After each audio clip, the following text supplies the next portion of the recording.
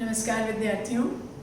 संस्कृत व्याकरण के बाद आज हम पाठ्य पुस्तक से संबंधित पढ़ाई वीडियो सेशन के माध्यम से आरंभ करने जा रहे हैं। क्लास 7 की बात करते हैं, क्लास 7वीं की बात करते हैं, सप्तमी की। आपकी टेक्स्ट बुक है रुचिरा भाग 2। आपके पास अवेलेबल नहीं हो तो आप इसको NCERT की साइट से, वेबसाइट से डाउनलोड कर सकते हैं और एक एक करके चैप्टर्स के प्रिंट आउट निकाल सकते हैं। पहला पाठ है सुभाषितानि। सुभाषित तात्पर्य क्या है पहले समझ लेते हैं।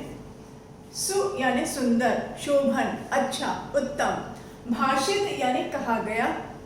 सुभाषित कुल मिला के अर्थ बना ऐसी बातें जो सुंदर हैं, शोभन हैं, अच्छी हैं, जो हमें जीवन में कुछ संदेश देती हैं, हमारे जीवन को कुछ और सफल बनाती हैं। सुभाषितानि के अंतर्गत आपको प्रायः श्लोक मिलते हैं, मुक्तक श्लोक मिलते हैं। मुक्तक यानी कि प्रत्येक श्लोक अपने आप में कंप्लीट सफिशिएंट होता है। कहीं कोई कहानी नहीं है, लेकिन प्रत्येक श्लोक अपने आप में कंप्लीट है और आपको कुछ अच्छा मॉरल, कुछ अच्छा मैसेज देता है। श्लोकों वाला पाठ पढ़ते समय, पद्य को पढ़ते समय संस्कृत में जो क्रम हम फॉलो करते हैं, जो सीक्वेंस फॉलो करते हैं, वो इस तरह रहता है। सबसे पहले आप जानते हैं संस्कृत के श्लोक को, वो आपको आपकी टेक्स्ट बुक में देखने को मिलेगा। उसके बाद जो उसमें कठिन शब्द आए हैं, नए शब्द आए हैं, उनके अर्थों को जान लेंगे। उसके बाद उस श्लोक का अन्वय करेंगे। अन्वय is nothing new. I think you people have been studying poetry earlier also, और जब भी आप पोएट्री पढ़ेंगे तो अन्वय पहला काम है करने का। अन्वय में करना क्या है आपको? वाक्य को रखने का, पदों को रखने का जो सीक्वेंस हिंदी में फॉलो किया जाता है। बालक पुस्तक को पढ़ता है, बालक इस कर्ता, पुस्तक को कर्म, पढ़ता है क्रिया। कर्ता, कर्म, क्रिया, ये जो एक सेट सीक्वेंस है, जो रिजिड सीक्वेंस है हिंदी का, यही क्रम जब आप संस्कृत के शब्दों का लगा देंगे तो वो कहलाएगा अन्वय। आपके पेपर में अन्वय से रिलेटेड 4 अंक का सवाल भी आता है, तो आपको प्रत्येक श्लोक का अन्वय जानना वैसे भी आवश्यक है। एंड अदरवाइज आप जब तक उसका अन्वय ठीक नहीं कर लेंगे, तब तक श्लोक का सही अर्थ निकालना कठिन होगा। अन्वय के बाद जो काम करना है वो है उसका अपनी मातृभाषा में सरल अनुवाद। आपकी, हमारी सबकी मातृभाषा उत्तर भारत में हिंदी है, तो हम उसका हिंदी में सरल अर्थ कर लेंगे। और उसके पश्चात अर्थ करने के बाद कुछ श्लोकों में व्याख्या की आवश्यकता पड़ती है। व्याख्या के पश्चात आपको अंतिम जो कार्य करना है, उस श्लोक से संबंधित संपूर्ण व्याकरण।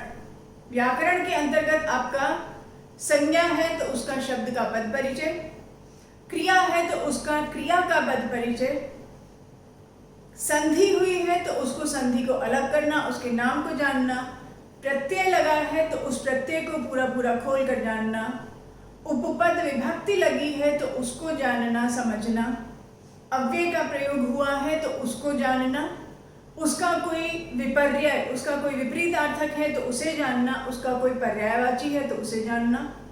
इस तरीके से जब आपने उसका व्याकरण पूरा जान लिया श्लोक का, तो अब और कुछ उसमें जानने को शेष नहीं बचता। आपने शब्दों के अर्थ जान लिए, संस्कृत पदों के अर्थ जान लिए, आपने उनका व्याकरण जान लिया, आपने उसका अन्वय जान लिया, आपने उसका हिंदी मीनिंग जान लिया। Now nothing is left, it's all yours. आरंभ करते हैं पहले श्लोक से। पृथिव्याम त्रीणि रत्नानि जलम अन्नम सुभाषितम मूढ़ैः पाषाण खंडेषु रत्न संज्ञा विधीयते। श्लोक में लकीली, सौभाग्य से अन्वय करने की ज्यादा आवश्यकता नहीं है। पृथिव्याम जैसे मैं कह रही हूँ जिस सीक्वेंस में, उसी सीक्वेंस में आप चाहें तो अपनी पुस्तक में, अपने शीट में उसके नंबरिंग पेंसिल से लगा सकते हैं, अन्वय बनता चलेगा। पृथिव्याम त्रीणि रत्नानि। अब इस वाक्य में कहीं कोई क्रिया नहीं थी, तो अगर मैं चाहूं अपनी ओर से क्रिया ऐड करना तो मैं लिखूंगी सन्ति और उसको लगाऊंगी ब्रैकेट। पृथिव्याम त्रीणि रत्नानि सन्ति डैश करिए जलम कॉमा अन्नम कॉमा सुभाषितम पूर्ण विराम। मूढ़ैः पाषाणखण्डेषु रत्न संज्ञा विधीयते। जो गतियों पूरी पंक्ति चल रही है, पूर्ण विराम आ गया, ये वाक्य आपका अपने आप में संपूर्ण है। पृथिव्याम बन रहा है आपका पृथ्वी, स्त्रीलिंग, सप्तमी विभक्ति एक वचन, पृथ्वी यानी धरती। नदी के साथ नाम किया आपने रूप उसका, और नद्याम जैसे बना वैसे ही बन गया पृथिव्याम यानी कि धरती पर, इस पृथ्वी पर। त्रीणि रत्नानि सन्ति, तीन रत्न हैं। रत्न किसे कहते हैं? कीमती पदार्थ, precious things, precious stones, gem stones. पृथ्वी पर तीन कीमती पदार्थ हैं। क्या क्या हैं? जलम, अन्नम, सुभाषितम। जल यानी पानी, अन्न यानी अनाज। पानी और अनाज आपके शारीरिक स्वास्थ्य को बनाते हैं। दोनों के दोनों प्रकृति की देन है, दोनों के दोनों मनुष्य के बनाए हुए नहीं हैं। सुभाषितम यानी सुंदर वचन, सुंदर साहित्य, ऐसी चीजें जो हमारे पूर्वज लिख के छोड़ गए, ऐसे ग्रंथ, ऐसी पुस्तकें जिसको पढ़कर हमारा जीवन और अधिक सफल होता है, हमारी बुद्धि का विकास होता है। तो प्रथम दो चीजें ऐसी हैं जो आपके शरीर को, आपके शारीरिक स्वास्थ्य को बनाती हैं, और तीसरी चीज ऐसी है जो आपकी बुद्धि को, आपके मस्तिष्क को विकसित करता है। दोनों चीजें, आपका बॉडीली हेल्थ और आपका मेंटल हेल्थ, दोनों ही जीवन में समान रूप से महत्वपूर्ण है। मूढ़ैः, मूर्खों के द्वारा, पाषाण खंडेषु, पाषाण कहते हैं पत्थर को, खंडेषु, खंड नपुंसक, सप्तमी का बहुवचन, एग्जैक्टली लाइक फलेषु। मूर्खों के द्वारा पत्थर के टुकड़ों में रत्न संज्ञा विधीयते, रत्न का नाम दिया जाता है। जो कीमती पत्थरों को रत्न कहते हैं, ये हीरा है, ये मूंगा है, ये पन्ना है, ये पुखराज है, ये अलग अलग रंग रंग के पत्थरों को जो रत्न कहते हैं वो मूर्ख हैं। वास्तव में इस धरती पर केवल तीन ही रत्न हैं, तीन ही कीमती पदार्थ हैं। पहला है पानी, दूसरा है भोजन और तीसरा है सुंदर साहित्य। अगला श्लोक देखिए। सत्येन धार्यते पृथ्वी, सत्येन तपते रविः, सत्येन वाति वायुः च, सर्वं सत्ये प्रतिष्ठितम्। वायुः च, संधि को अलग कर लेते हैं। वायुः प्लस च, ये संधि आपका पढ़ा हुआ नहीं है, विसर्ग संधि है। विसर्ग संधि बड़ी क्लास में जाके आता है, आपके मतलब का नहीं है। So in case you are not knowing it, not an issue at all. आपको केवल ये जानना है कि इसको अलग कैसे किया जाएगा। अन्वय करते हैं। पृथ्वी सत्येन धार्यते, चार छोटे छोटे वाक्य बन जाएंगे। पृथ्वी सत्येन धार्यते, पृथ्वी धरती, सत्येन सच्चाई के द्वारा, धार्यते धारण की जाती है। रविः सत्येन तपते, रवि यानी सूर्य, सत्येन सच्चाई के द्वारा, तपते तपता है, ताप देता है, ऊर्जा देता है, ऊष्मा देता है, एनर्जी देता है, गर्मी देता है, तपता है। वायुः च सत्येन वाति, वायु यानी हवा, पवन, सत्येन वाति सच्चाई के द्वारा बहता है। वायु संस्कृत में पुल्लिंग वर्ड है, हिंदी में आप कहते हैं हवा बहती है, संस्कृत में आप कहेंगे वायु बहता है। और वायु सच्चाई के द्वारा बहता है। सर्वम सत्य प्रतिष्ठितम, सब कुछ अपने सत्य में प्रतिष्ठित है, स्थापित है। ये जो धरती टिकी हुई है, सूर्य अपनी जगह पे स्थिर है, सारी धरती को ऊर्जा दे रहा है, ताप दे रहा है, हवा बह रही है, सब में प्राणों का संचार कर रही है। यह सब अपने अपने सत्य स्वभाव से संचालित है, अपनी मूल प्रकृति से संचालित है। अगला देखिए। दाने तपसि शौर्ये, विज्ञाने विनये नये, विस्मयः नहि कर्तव्यः, बहुरत्ना वसुंधरा। अन्वय करते हैं। पहली पंक्ति को कुछ नहीं करना है, जो करते हो कॉमा लगाते चलिए। दाने कॉमा तपसि कॉमा शौर्ये कॉमा विज्ञाने विनये नये च, विज्ञाने कॉमा विनये कॉमा नये च डैश कर दीजिए। विस्मयः, विस्मय यानी हैरानी, आश्चर्य। ही अव्यय है जिसका मतलब है निश्चित रूप से। न कर्तव्य, नहीं करना चाहिए। कर्तव्य बन रहा है आपका क्री धातु एंड तव्य प्रत्यय जिसका अर्थ चाहिए, योग्यता। विस्मयः ही न कर्तव्यः। वसुंधरा बहुरत्ना ब्रैकेट में लगाइए भवति या अस्ति, whatever you please. Any of these two kriya, bhavati या अस्ति, will complete your sentence and you can put a पूर्ण विराम after that. संस्कृत में मजेदार बात है कि बिना क्रिया लगाए भी आप कविता में डेफिनेटली वाक्य को पूरा मान लेते हैं, लेकिन हिंदी में ऐसा नहीं है। हिंदी में आपको जब अर्थ करते हैं तो क्रिया की आवश्यकता अवश्य पड़ती है। अब देखते हैं श्लोक क्या कह रहा है। पहली पंक्ति में इन्होंने 1 2 3 4 5 6 अलग अलग गुणवाचक संज्ञाओं का प्रयोग किया, एब्स्ट्रैक्ट नाउन्स का प्रयोग किया। ऐसी एब्स्ट्रैक्ट नाउन्स, ऐसे गुण जो मानव जाति में पाए जाते हैं, प्रकृति में और किसी में नहीं पाए जाते। और ये सारे जो गुण हैं ये मनुष्यों में पाए जाते हैं, और ये सारे गुण धरती जन्म देती है। धरती मानव को जन्म देती है और मानव में ये गुण पाए जाते हैं। इसलिए धरती कैसी है? बहुरत्ना, बहुत सारे रत्नों वाली है, बहुत सारे कीमती खजाने वाली है। क्या क्या खजाना है? पहली चीज दान देना। दान देना यानी कि अपनी कोई प्रिय वस्तु जो दूसरे के लिए उपयोगी हो उसे खुले दिल से उदार होकर के दे देना। तपस्सी, तपस्या करना, साधना करना। साधना करना, तपस्या करने का तात्पर्य है किसी एक लक्ष्य को निर्धारित करके, एक फोकस को बना करके अपनी सारी पांचों इंद्रियों को काबू में करके उस फोकस की ओर एकाग्र रूप से बढ़ना। शौर्य, बहादुरी, वीरता। विज्ञान, विज्ञान का मतलब संस्कृत में कभी भी साइंसेस से नहीं लेते। Biology, chemistry, physics, anatomy, botany, ये साइंसेस नहीं है। विज्ञान का मतलब है हमारे यहाँ विशिष्ट ज्ञानम, विशिष्टम ज्ञानम इति विज्ञानम। किसी भी ब्रांच ऑफ नॉलेज का जब इन डेप्थ स्टडी करेंगे तो हम उसे कहेंगे विज्ञान। विज्ञान में यानी विशेष ज्ञान में विनय, विनय कहते हैं विनम्रता, अपने अहंकार को दबा करके विनम्र होना। नए, नए यानी कि नीति का निर्माण। नीति का निर्माण का तात्पर्य यहाँ क्या है? आपके लेवल की, विद्यार्थियों के लेवल की बात करती हूँ।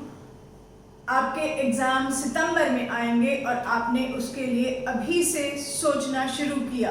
पिछला साल मैंने 65% पे क्रॉस किया था and this year my target is 85%। So what you make as a strategy, as a policy, अभी मैं इस समय इतना पढ़ाई करूंगा, मई के महीने में इतना निपटा लूंगा, जून में इतना रिवीजन कर लूंगा, जुलाई के टेस्ट में इतने नंबर तो आने ही चाहिए, अगस्त में मैं पूरा रिवीजन इतना इतना कर लूंगा और डेफिनेटली सितंबर में मेरा स्कोर पिछले साल के मुकाबले 20% आगे तक चले जाना चाहिए। भविष्य के किसी कार्य को लेकर जब आप आज बैठकर कोई कार्यक्रम बनाएं, कोई योजना बनाएं, तो हम उसे कहते हैं नीति का निर्माण, पॉलिसी मेकिंग। नए यानी नीति। इन सारे गुणों में विस्मय नहीं करना चाहिए, हैरान नहीं होना चाहिए, क्योंकि ये धरती बहुत सारे रत्नों वाली है, बहुत सारे रत्नों को पैदा करने वाली है। अगला श्लोक देखिए, नंबर 4। सद्भिः एव सह आसीत। अलग करते हैं जरा पदों को। सद्भिः एव सह आसीत, ये आपका पढ़ा हुआ है संधि, इसे हम कहेंगे दीर्घ संधि। ये वाली संधि पढ़ी हुई नहीं है, विसर्ग संधि है, लीव इट असाइड, अलग करना जान लीजिए। इसको आपको संधि को विद नेम आना चाहिए, दीर्घ संधि। सद्भिः एव सह आसीत, सद्भिः कुर्वीत संगतिं, सद्भिः विवादं मैत्रीं च, न असद्भिः किंचित आचरेत। न प्लस असद्भिः, अगेन दीर्घ संधि,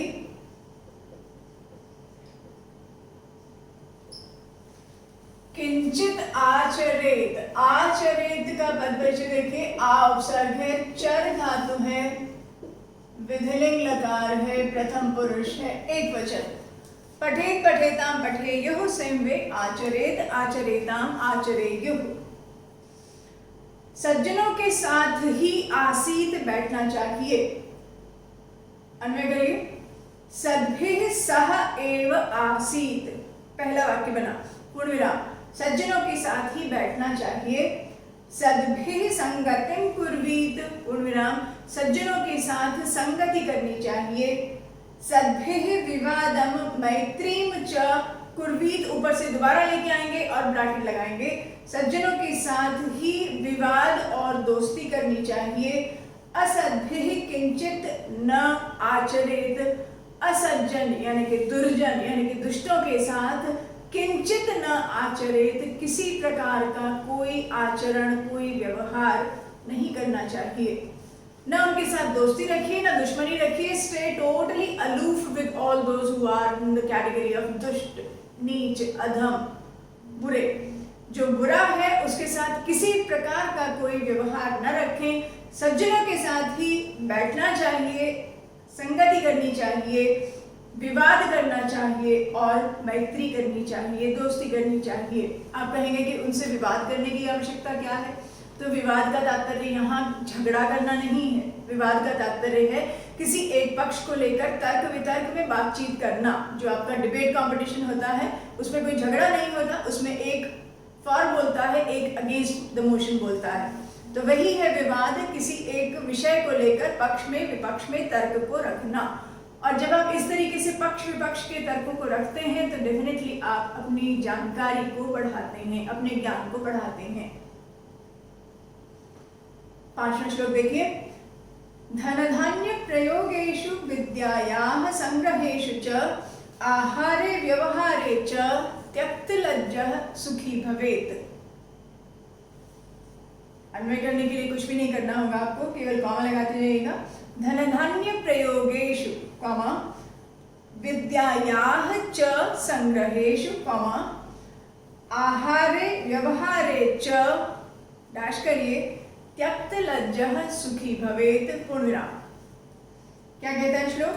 धन के और अनाज के प्रयोग में, धन और धान्य के यानी अनाज के प्रयोग में, विद्यायाः संग्रहेषु च और विद्या के संग्रह में, आहार में भोजन करने में, व्यवहार में प्रतिदिन का व्यवहार करने में, त्यक्त लज्जः लज्जा को छोड़ देने वाला, शर्म को संकोच को छोड़ देने वाला मनुष्य सुखी भवेत सुखी होता है।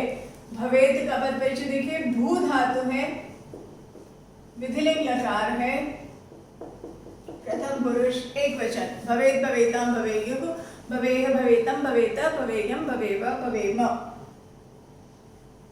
अंतिम श्लोक देखिए, क्षमा वशीकृतिः लोके क्षमया किम न साध्यते, शांति खड्गः करे यस्य दुर्जनः किम करिष्यति। क्षमा वशीकृतिः, पूरे शब्द का अर्थ क्या निकल रहा है? क्षमा के द्वारा वश में कर लेने वाला। वशीकृतिः प्लस लोके, अगेन विसर्ग संधि हो रहा है, कृतिः प्लस लोके विसर्ग संधि। अन्वय कर लेते हैं पहले, लोके संसार में, दुनिया में, क्षमा वशीकृतिः क्षमा के द्वारा, क्षमा के गुण के द्वारा, वशीकृतिः वश में कर लेने वाला मनुष्य, क्षमया क्षमा गुण से, किम न साध्यते क्वेश्चन मार्क लगाइए, क्या नहीं सिद्ध कर लेता, यानी कि आंसर निकलेगा अफर्मेटिव में, हर चीज सिद्ध कर लेता है। अब हमने इसमें क्षमा क्षमा का महत्व जाना। नाउ व्हाट इज क्षमा एक्चुअली? क्षमा का तात्पर्य है, आप कहेंगे अलग अलग शब्दों में, अलग अलग भाषाओं में, फॉरगिवनेस, माफ कर देना, but these are only change of words, change of languages. अगर हम इसको गुण को इलैबोरेट करें तो क्या पाएंगे? क्षमा का तात्पर्य है दूसरे की भूल को भुला देना। दूसरे ने हमारे प्रति कोई दोष किया, कोई अपराध किया, हमारा कुछ बुरा किया, लेकिन हमने उसकी भूल को, उसकी गलती को अपने दिल से, दिमाग से निकाल दिया, न तो उसमें कतई भी कोई उसके प्रति दुर्भावना रखी और न तो कतई उसके प्रति कोई बदले का भाव रखा।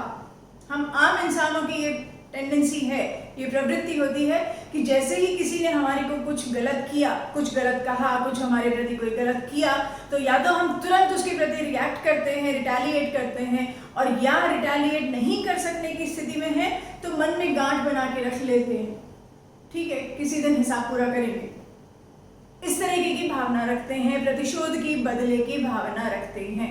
तो ये न बदले की भावना होना, न मन में किसी प्रकार की दुर्भावना होना, ये है क्षमा, and it's a big divine virtue. सामान्य मनुष्यों में क्षमा का भाव नहीं होता। हम सब सामान्य की श्रेणी में आते हैं और सामान्य में ये आम तौर पे नहीं पाया जाता।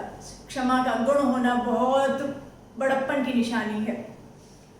संसार में क्षमा के द्वारा वश में कर लेने वाला व्यक्ति क्षमया, क्षमा से किम न साध्यते, क्या नहीं सफल कर लेता, क्या नहीं सिद्ध कर लेता।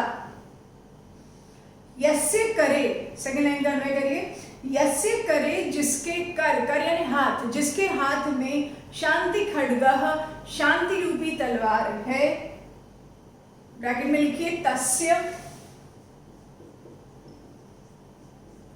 दुर्जनः किम करिष्यति, उस व्यक्ति का दुष्ट मनुष्य क्या कर लेगा। आपने सुना है ताली एक हाथ से नहीं बजती, वही चीज कह रहा है कि अगर एक हाथ हवा में हिलता रहेगा तो ताली नहीं बजेगी। दुष्ट मनुष्य दुष्टता करता रहेगा, आपके प्रति कुछ भी नहीं कर पाएगा अगर आपने उसके प्रति रिटेलिएट नहीं किया। आपने शांति धारण करके रखा, आपने क्षमा का गुण धारण करके रखा, वो अपनी दुष्टता करते करते करते अपनी सारी एनर्जी एग्जॉस्ट कर लेगा, लेकिन आपकी एनर्जी तो अभी भी जो की त्यों बनी हुई है, क्योंकि न आपने रिएक्ट किया, न आपने रिस्पॉन्ड किया, न आपने रिटेलिएट किया। आप जो के त्यों बड़प्पन को रखे हुए, शांति को धारण किए हुए बने हुए हैं। You are still with all your energy and he is already empty now, totally exhausted with his energy. इसलिए क्षमा वशीकृति मनुष्य, क्षमा के द्वारा वश में कर लेने वाला मनुष्य संसार में क्षमा के द्वारा क्या नहीं सिद्ध कर लेता। जिसके हाथ में शांति रूपी तलवार है, वह दुर्जन उस मनुष्य का क्या बिगाड़ेगा। केवल ये 6 श्लोक हैं आपके प्रथम पाठ में। इसके बाद आपसे निवेदन है कि ये आपके चैप्टर के पीछे जो शब्दार्थ रहते हैं इनको ध्यान से गो थ्रू करिएगा। आपके पेपर में संस्कृत से हिंदी ऐसा शब्दार्थ का कोई सवाल नहीं आता है, but that doesn't mean that you need not go through this, क्योंकि आपके पेपर में end of your paper, toward the end of your paper around 17 या 18 नंबर जो क्वेश्चन है वो शब्दार्थ का आता है, लेकिन कैसा है, संस्कृत टू संस्कृत। तो अगर आप उसको ठीक ठीक जानेंगे शब्दार्थ को, तभी तो वो क्वेश्चन अटेम्प्ट कर पाएंगे। इसलिए इन्हें गो थ्रू करिएगा और उसके बाद इसकी जो एक्सरसाइज है, एक्सरसाइज हम अगले सेशन में करेंगे। तब तक के लिए धन्यवाद।